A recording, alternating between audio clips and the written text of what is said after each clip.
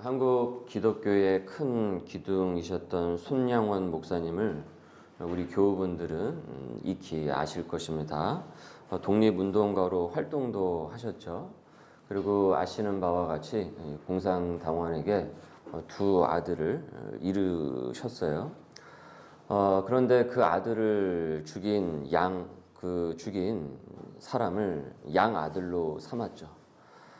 죽여도 시원찮을 어떤 그 원수를 자신의 이 양아들로 삼아 돌아가실 때까지 그 양아들에게 사랑을 이렇게 주었습니다. 그래서 이분의 별명이 무엇이었죠? 사랑의 원자폭탄이다라는 별명을 갖고 계셨죠. 저는 새해가 되면은 종종 초기 한국 기독교 목사님들의 이 설교문을 펼쳐볼 때가 있습니다. 이분들은 우리 민족으로 우리 나라에서 가장 어려운 시기에 이제 목회 활동을 하시던 분들이에요. 주기철, 손양원, 이기풍, 또 길선주 목사님 등은 일제 강점기 또는 6.25 사병과 같은 큰 비극을 경험하신 분입니다.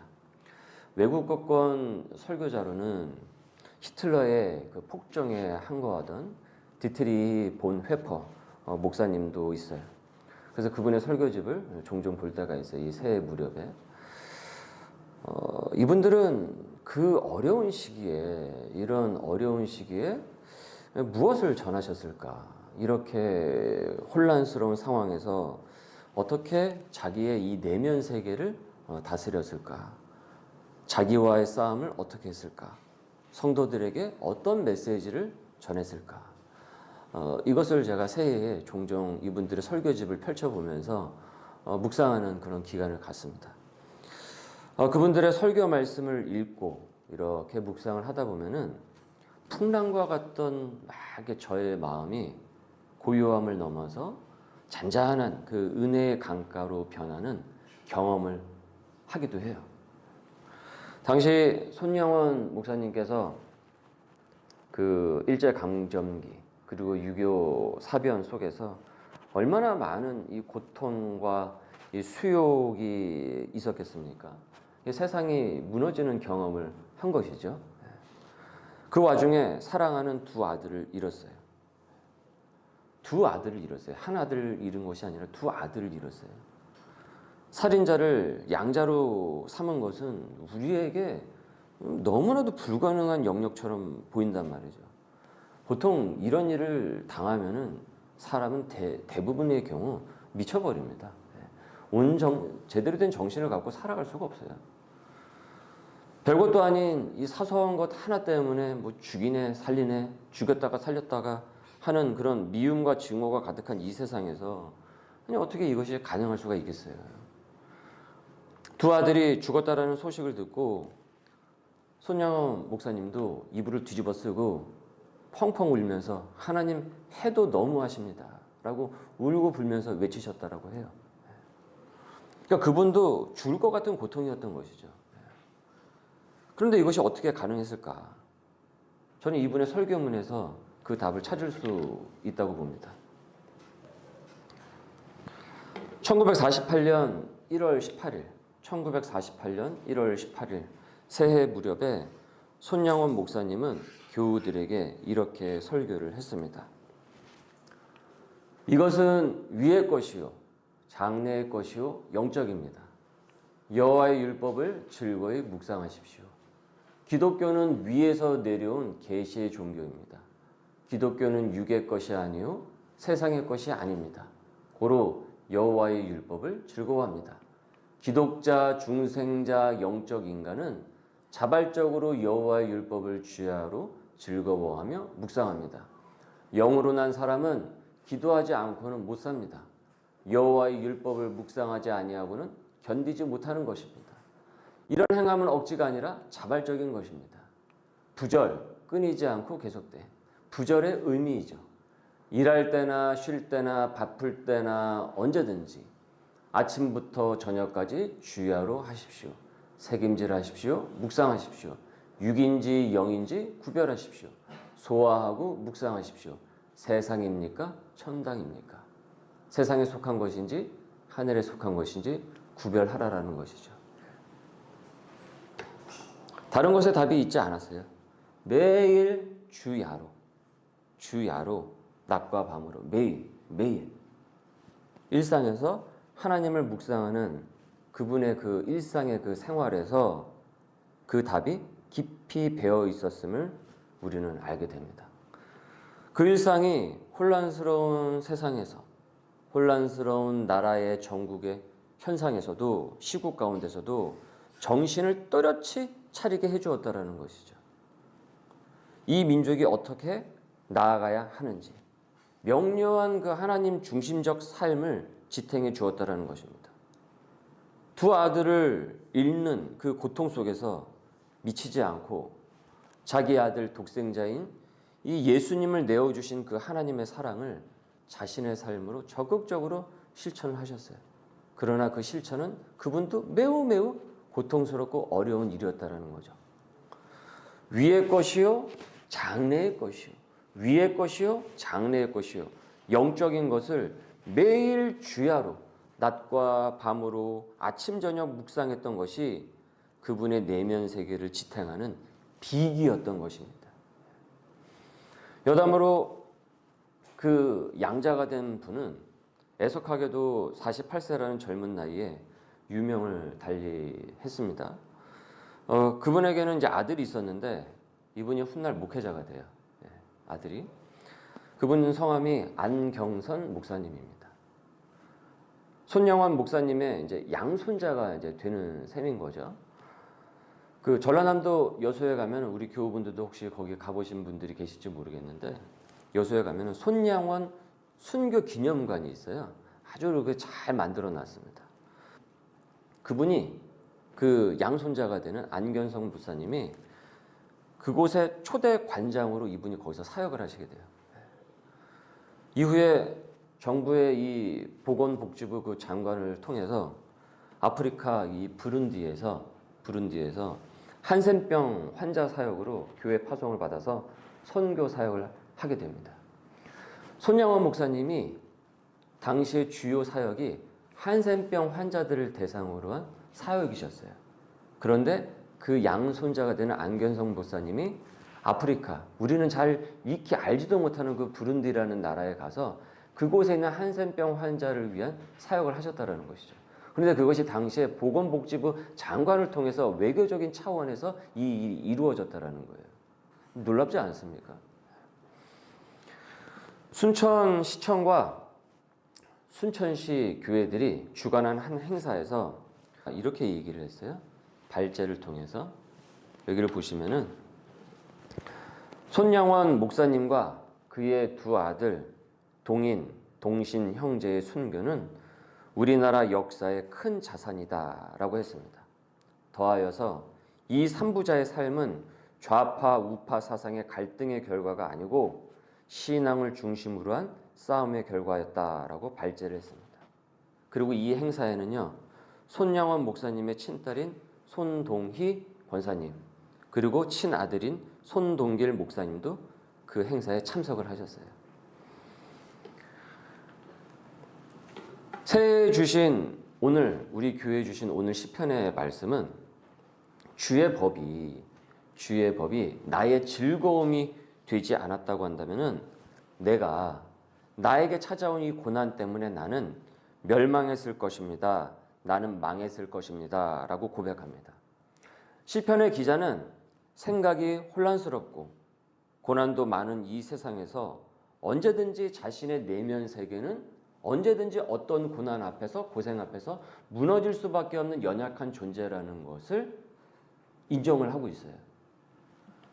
그래서 평소 주님의 말씀의 그 법이 나의 즐거움이 되지 않았다고 한다면은 나에게 예기치 못하게 찾아온 그 고난 앞에서 나는 필시 분명 무너졌을 것입니다라고 고백하고 있는 거예요. 이 시편의 기자가. 여러분 얼마나 마음을 무너뜨리는 것들이 이 세상 가운데 많은지 모릅니다. 그렇죠? 네. 사람의 말 한마디, 가족의 말 한마디, 친구의 말 한마디, 이웃의 말 한마디, 교인들의 말 한마디, 행동 하나하나에 때로는 속이 뒤집히고 화를 조절하지 못할 때가 있단 말이에요. 예기치 못한 고난과 고생이 불시에 내게 몰려오게 됩니다. 가정에 몰아칠 때가 많이 있어요. 예기치 않은 사고에 휘청거릴 때가 많이 있습니다. 사실 인생을 산다라는 것은 매우 위험한 일입니다. 사실은. 여기저기 언제 터질지 모르는 이 지뢰밭 같은 곳을 우리가 거니기 때문에 그런 것이죠. 어디서 터질지 모르는 거잖아요.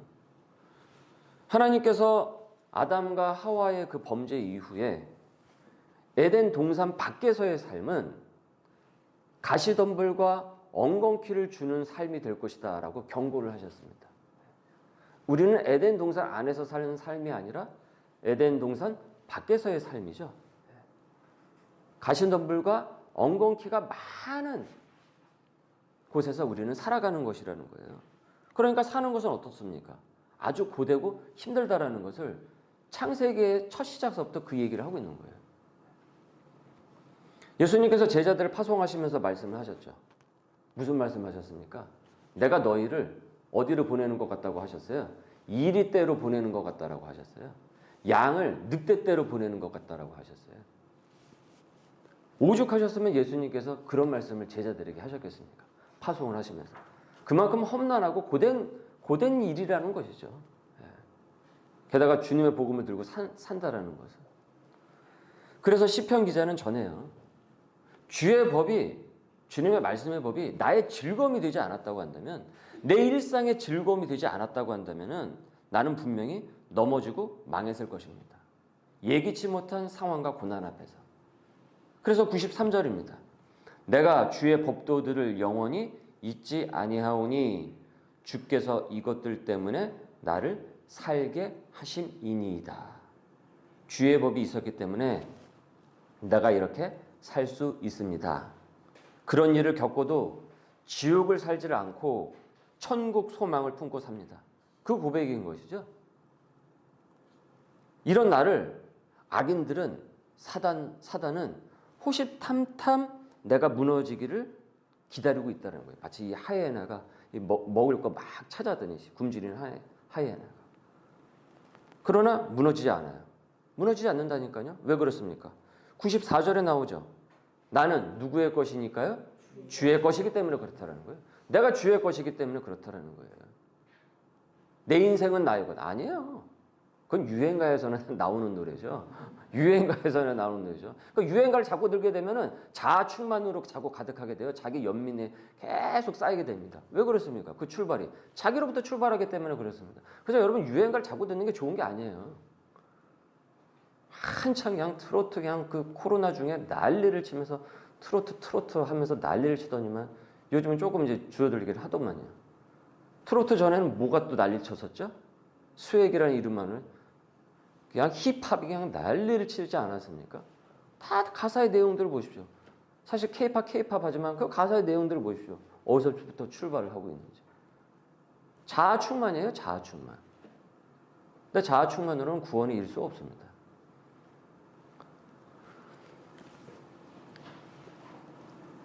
나는 주님의 것이기 때문에 주의 것이기 때문에 나의 소유는 내가 아니기 때문에 하나님이십니다라는 고백인 거예요. 즉 나는 하나님의 시민, 하나님의 백성이라는 고백인 것이죠. 즉 나의 소속은 어디에 있습니까? 하나님의 나라에 있다라는 거예요. 왜요? 하나님의 백성이기 때문에. 하나님 나라의 시민이니 당연히 하나님 나라의 법을 지키겠죠. 하나님 나라의 시민은 당연히 하나님 나라의 하나님의 법도를 지키는 것이죠. 당연히. 94절의 나머지를 보십시오. 그래서 이렇게 나오죠. 나를 구원하소서 내가 주의 법도들만을 찾았나이다 라고 하고 있습니다. 여러분 누가 하나님의 법, 하나님의 율법의 말씀을 따라 그분의 말씀을 따라 삽니까? 하나님의 시민만이 하나님의 법도 하나님의 말씀을 따라 사는 것입니다. 그래서 악인들이 나를 무너뜨리려고 해도 사단이 나를 계속 뒤집어 놓으려고 해도 나는 주의 증거들만을 생각을 하겠다라고 전하고 있어요. 95절입니다. 95절을 다 같이 읽습니다. 악인들이 나를 멸하려고 엿보오나 나는 주의 증거들만을 생각하겠나이다. 주의 증거들만을 생각하겠나이다. 여기서 증거란 율법입니다. 하나님의 법도입니다. 이어 전합니다. 96절에 읽습니다. 내가 보니 모든 완전한 것이 다 끝이 있어도 주의 계명들은 심히 넓으니이다. 이 세상의 사상들, 지식들, 생각들, 설사 그것이 좀 괜찮아 보여서 완전해 보인다고 할지라도 실은 그것은 다 어떻다라는 거예요? 끝이 다 있다라는 거예요. 끝이 알다 보면은 한계가 명확합니다. 그러나 하나님의 말씀은 어떻습니까? 끝이 없다라고 고백을 하고 있어요. 무한하다라는 것이죠. 범위가 한도 끝도 없을 정도로 넓습니다. 그래서 주의 법을 가장 사랑합니다. 내 마음의 중심은 하나님의 말씀입니다. 라는 고백인 것이죠. 97절을 읽습니다. 시작. 내가 주의 법을 어찌 그리 사랑하는지요. 내가 그것을 종일 작은 소리로 읊조리니이다. 매일 암송하며 하나님의 말씀을 중심으로 삼아요. 매일. 흔들리지 않기 위해서, 살기 위해서, 예기치 못한 예상치 못한 고난 앞에서 무너지지 않기 위해서, 넘어지지 않기 위해서, 이기기 위해서, 오뚜기처럼 똑바로 다시 서기 위해서 하나님의 말씀을 내 인생의 기준으로 삼는다라는 거예요. 그래서 죽지 않기 위해서, 살기 위해서 종일 작은 소리를 어떻습니까? 읊조린다라고 하는 거예요. 여러분 작년 한 해 암송구절에 대해서 제가 누차 말씀을 드렸죠. 암송구절 해보셔서 아시죠? 그 말씀이 우리의 혀에 달라붙게 되었을 때 내 마음의 영혼이 어떻게 변해갑니까? 105절입니다. 그래서 시편 기자는 이 말을 전하고 싶었어요. 모든 사람에게 이 말을 전하고 싶었어요. 모든 사람이 이 말씀대로 살았으면 좋겠어요. 모든 사람이 나처럼 살아날 수 있었으면 좋겠어요. 모든 사람이 예기치 못한 고난과 예기치 못한 상황 속에서 하나님의 말씀에 법도에 중심을 두고 하나님 중심적인 삶을 살았으면 좋겠어요. 읽습니다. 주의 말씀은 내 발의 등이요 내 길의 빛이니이다. 주의 말씀이 내 발을 비춰주는 등불이 된다라는 것이죠. 그래서 내가 가는 길에 빛이 된다라고 전하고 있습니다. 지난 금요 기도회 때 시편 1편을 본문으로 말씀을 전했습니다.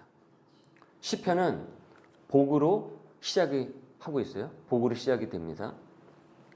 복 있는 사람으로라고 시작을 하고 있어요.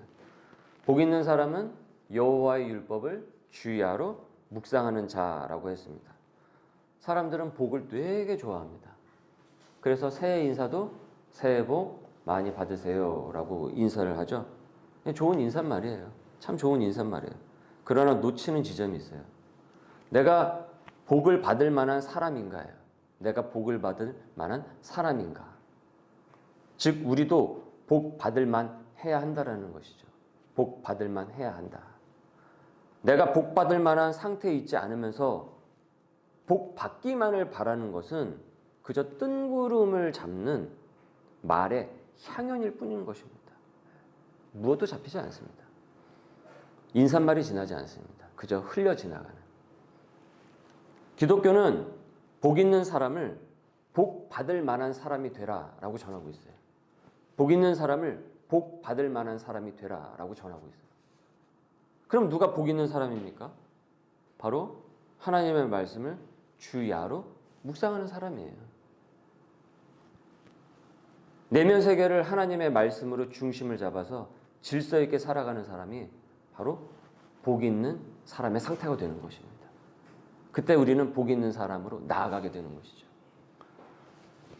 손영원 목사님의 삶을 보시면서 이런 생각을 하실지도 모르겠어요. 아니, 하나님 믿는데 왜 그런 일이 생기냐? 아니, 왜 예수 믿는데 어떻게 그런 일이 생길 수가 있느냐? 근데 여러분 생길 수가 있어요. 생길 수가 있습니다. 예수 믿는다고 고난과 고생이 피해가는 것이 아니에요. 예기치 못한 사고가 알아서 쑥쑥 피해가는 것이 전혀 아닙니다.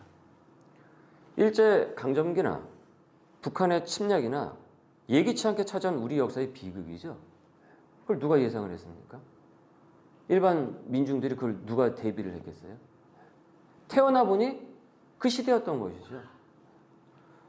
그 비극을 당시의 민족들은 고스란히 다 맞아야만 했어요. 그분이 그때 태어나고 싶어서 태어난 것이 아니에요. 태어나니까 나라가 그 상황이었던 것이죠. 그리고 당시에 손영원 목사님만 자신의 아들을 잃은 상황이 아니었어요. 이름이 알려진 사람, 알려지지 않은 사람도 수많은 가족과 배우자, 자식들, 부모, 너무 많은 사람들이 죽었어요. 이건 우리가 이미 역사를 통해서 다 알고 있지 않습니까?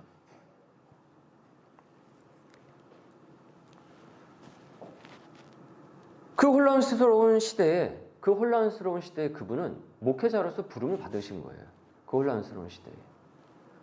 이번에 무안에 항공기 사고가 나신 분들도 전혀 예상하지 못한 일들이, 예기치 못한 일들이 일어난 거예요. 그분들에게, 유가족에게. 그걸 누가 예상을 했습니까? 여행 가는 그 길에. 그 중에는 크리스찬도 분명히 있었겠죠. 비행기 동체를 착륙을 했는데, 아니 둔덕 속에 그 콘크리트가 있을 거라고 누가 상상을 했습니까? 조종사들도 몰랐다고 하잖아요. 거길 왔다리 갔다라는 조종사들도 거기가 그런 게 있을 줄 생각을 못했다고 하잖아요. 그러니까 인생은 천재든 인재든 예기치 못한 사건 사고들의 연속이에요. 그리고 언제든지 내가 그 속에 있을 수가 있어요. 언제든지. 왜 그렇습니까? 이 세상은 엉겅퀴와 가시덤불이 가득한 세상이거든요. 에덴 동산 밖이거든요. 나는 운이 좋은 편이라, 나는 운이 좋아서 그런 일이 없다. 그러다가 큰 코 다칩니다. 그렇게 생각하는 사람이 있다고 합니다. 그런 사람은 회개할 기회도 제대로 얻지 못하고 비명 횡사할 수가 있습니다. 내 주변의 비극을 보면서 우리는 더 겸손해져야 되고 그들의 아픔에 동참할 수 있어야 됩니다. 왜냐하면 언제든지 나도 그 사고의 피해자가 될 수 있기 때문이죠. 작년 연말에 아시는 권사님 두 분이 공교롭게도 각각 한 분은 한의원에 다녀오시다가 한 분은 신촌의 세브란스 병원을 다녀오시다가 넘어지시면서 크게 다치셨어요. 한 분은 빙판에 넘어지셔가지고 왼쪽 손목이 부러지셔가지고 결국은 수술대에 오르셨고, 또 한 분은 길 가다가 거기 살짝 보더블록 튀어나온 곳이 있잖아요. 거기에 발이 걸려 넘어지셔가지고 앞니 두 개가 부러지셨어요. 제가 그 소식을 듣고 너무 마음이 안 좋아가지고 근 한 달 가까이 계속 그분들의 회복을 위해서 지금 기도를 하고 있습니다. 그것도 예기치 못한 상황에서 벌어진 일이에요. 예기치 못한 상황에서. 제가 30대에 책을 2권을 냈어요. 오랜 시간 제가 정성을 기울여서 첫 책을 냈는데 하필 그때 세월호 사고가 터졌어요. 온 백성이 슬퍼하는데 저도 너무 슬펐고, 저도 또 중고등부 사역도 했었으니까 애들이 생각이 나는 거예요. 저도 본 적은 없는 아이들이지만 그 연령대가 생각이 나는 거예요. 그래서 모든 홍보 활동을 다 저도 멈춰버렸습니다. 저의 첫 글이었는데. 그리고 시간이 지나서 두 번째 책이 나오려고 하는데 갑자기 대통령 탄핵 얘기가 나오고 결국 탄핵이 되고 대통령 선거를 한다라는 거예요. 그래서 심혈을 기울였던 두 번째 책도 대통령 선거에 광고가 다 묻혀버렸어요. 그래서 제가 그때 잠시 드는 생각이, 하나님 이게 뭔 일입니까? 아니 어떻게 책을 낼 때마다 이렇게 국가적인 일이 제게는 자꾸 저는 그 때를 맞춰서 자꾸 책에 나올까요? 하면서 저도 당황스럽습니다 하면서 되뇌이기도 했어요. 그것도 제가 예상하지 못했던 일이죠. 제가 무슨 그런 일을 의도했습니까? 예상이나 했어요? 그럼에도 불구하고 그 책이 알려지기도 하고 또 판매가 되었던 것은 그것 또한 제가 예상하지 못한 일들의 연속이었어요. 나냐 연대교회 작가이자 순전한 기독교, 고통의 문제, 옥스퍼드에서 그 작가이자 그 옥스퍼드에서 영문학을 가르쳤던 C.S. 루이스는 예기치 못한 기쁨이라는 책에서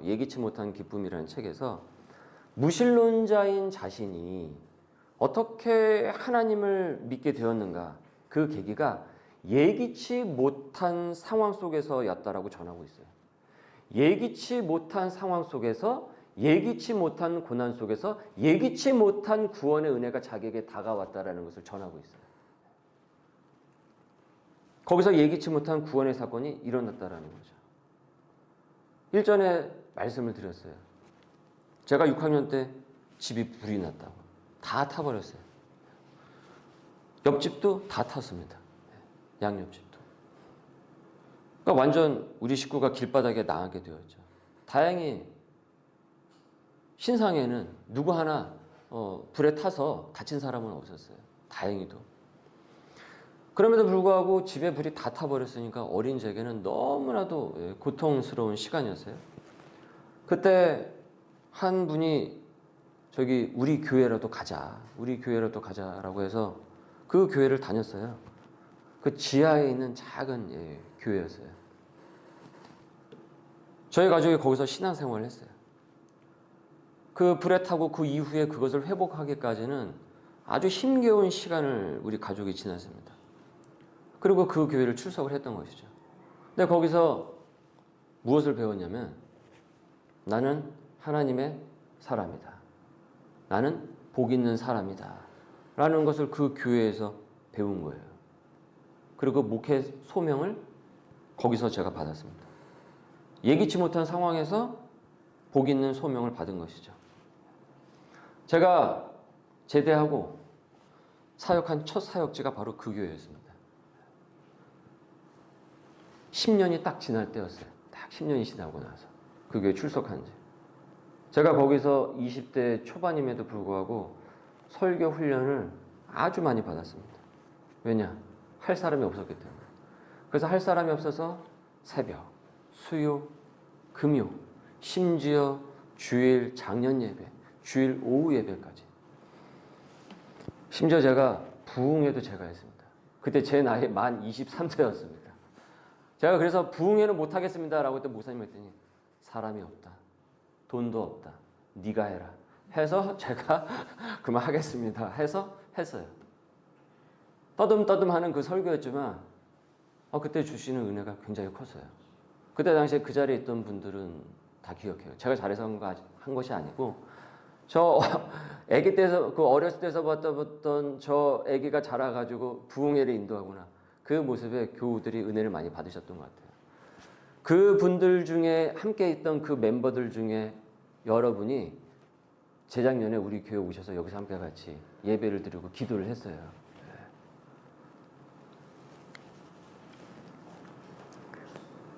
성경이 말하는 복 있는 사람은 아무런 사건 사고도 없는 무병장수를 말하는 것이 아니에요. 여러분, 그게 기복이에요. 그게 기복이에요. 기복은 환타지예요. 그런 일은 안 일어납니다. 성경을 뒤집어야지만 그런 일이 일어납니다. 왜 그렇습니까? 이미 성경이 무엇을 어떻게 시작을 하고 있습니까? 이 세상에서의 삶은 엉겅퀴와 가시덤불을 주는 삶이라고 경고하고 있기 때문이죠. 그렇기 때문에 연약한 우리는 누구를 의지할 수밖에 없는 것입니까? 오직 하나님 아버지를 의지할 수밖에 없는 거예요. 그것이 여러분 우리의 믿음의 증거가 되는 것이에요. 그것이 하늘나라에 가는 구원의 백성이 되는 그 증거가 되는 것입니다. 이 땅 가운데. 그래서 고난도 무엇이 됩니까? 축복이 되는 이유가 바로 여기 있는 거예요. 그래서 가시덤불과 엉겅퀴가 우리에게 믿는 자에게는 꼭 나쁜 것만이 아닌 거예요. 고난도 무엇이 됩니까? 복이 되는 것이에요. 복이 되는 거예요. 그래서 성경이 말하는 복 있는 사람은 그래서 이것입니다. 예기치 못한 상황 속에서도, 혼란스러운 상황에서도 하나님 중심적인 삶으로 살아가는 사람이 바로 복 있는 사람이다. 그 사람이 복 있는 사람이다 라고 전하고 있는 것입니다. 가시덤불과 엉겅퀴가 가득한 세상이라고 할지라도 주신 소명을 굳건히 지키며 사는 사람, 바로 그 사람이 복 있는 사람이다 라고 전하고 있습니다. 새로운 한 해가 이제 시작이 됩니다. 무슨 일이 있을지, 어떤 일이 우리 가운데 벌어질지, 내 직장, 내 사업터, 우리의 가족, 내가 만나는 사람이 누구일지 우리는 다 예상할 수가 없어요. 그죠? 1분 1초를 예상할 수 없으니까요. 어떤 일이 생길지 알 수가 없어요. 하지만 우리가 주야로 그리스도의 말씀을 묵상하고 기도하면 할수록 우리는 복 있는 사람으로 더욱더 굳건하게 서 나갈 것입니다. 이건 분명합니다. 오늘 말씀 우리가 믿는다고 한다면 복 있는 교회로 성장하게 될 것입니다. 올해 복 있는 사람으로 승리하는 저와 여러분, 우리 소명의 백성들 될 수 있기를 주님의 이름으로 축원합니다. 우리 말씀에 잇대어 기도하겠습니다. 주님, 올해도 복 있는 사람으로 승리하게 하여 주옵소서. 주야로 주님의 말씀을 묵상하며 마음을 지키고 주신 사명 감당하는 백성 되게 하여 주옵소서. 우리 함께 같이 기도합시다. 은혜가 가득하신 주님 감사합니다. 오늘도 우리에게 복 있는 말씀으로 우리의 마음을 일깨워 주시고 하나님 말씀 앞에 나아가도록 인도하시니 감사드립니다. 복 있는 사람은 오직 여호와의 율법을 즐거워하여 그의 율법을 주야로 묵상하는도다. 주의 말씀은 내 발의 등이요 내 길에 빛입니다. 올 한 해 우리에게 어떤 일이 생길지를 모르오나 예기치 못한 상황 가운데서도 혼란스러운 상황 속에서도 언제나 하나님 중심적인 삶으로 살아갈 수 있도록 인도하여 주옵소서. 복 있는 사람으로 굳건히 서게 하여 주옵소서. 복 있는 교회로 성장하며 나아가는 교회 되도록 인도하여 주옵소서. 감사하며 예수님의 이름으로 기도드립니다. 아멘.